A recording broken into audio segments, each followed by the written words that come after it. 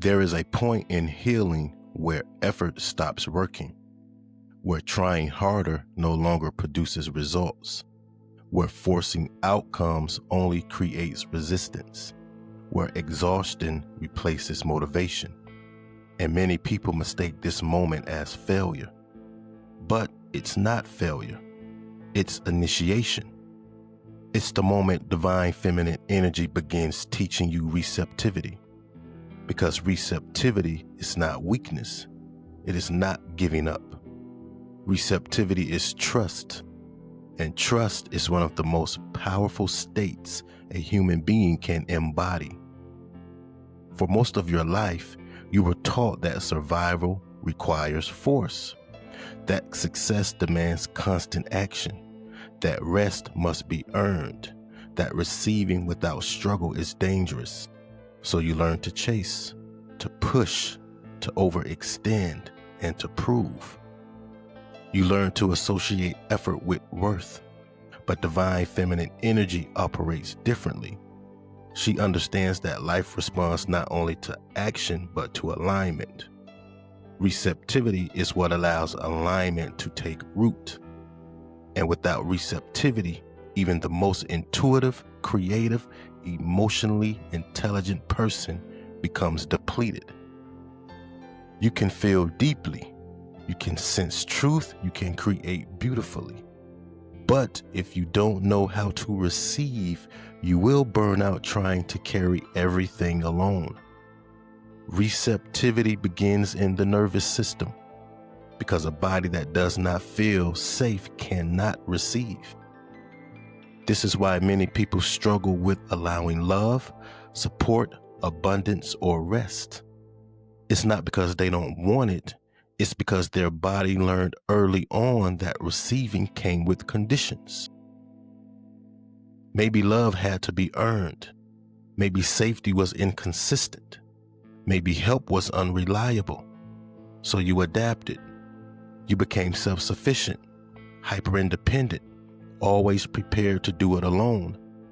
And that adaptation once protected you. But now it's blocking the very things you're calling in. Divine feminine energy asks a different question than the masculine. The masculine asks, what do I need to do? The feminine asks, what do I need to allow? Because forcing life creates resistance. Allowing life creates magnetism. This is where many people misunderstand receptivity. They think it means doing nothing, but receptivity is not inaction. It is responsive action, not reactive movement.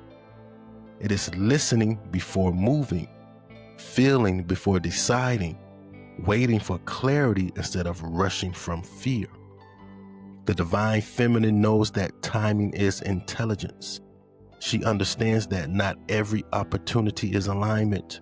Not every invitation is meant to be accepted.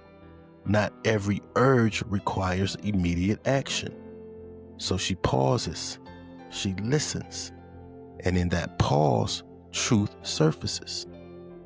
Receptivity is the ability to sit with uncertainty without trying to control the outcome.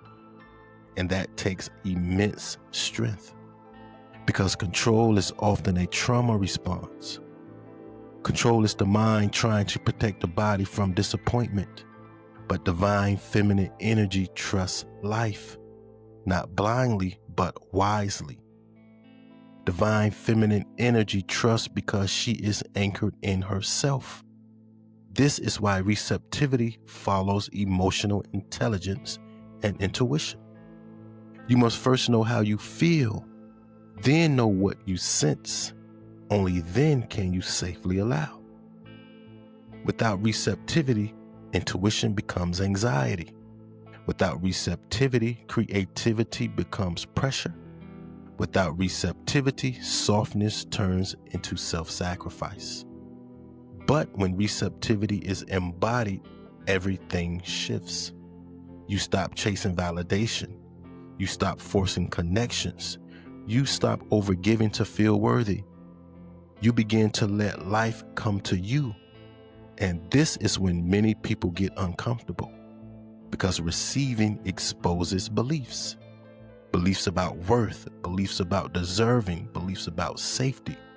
If you feel guilty resting, if you struggle accepting help, if you feel uneasy when things come easily, that's not laziness, that's conditioning. You were conditioned to believe that struggle equals value.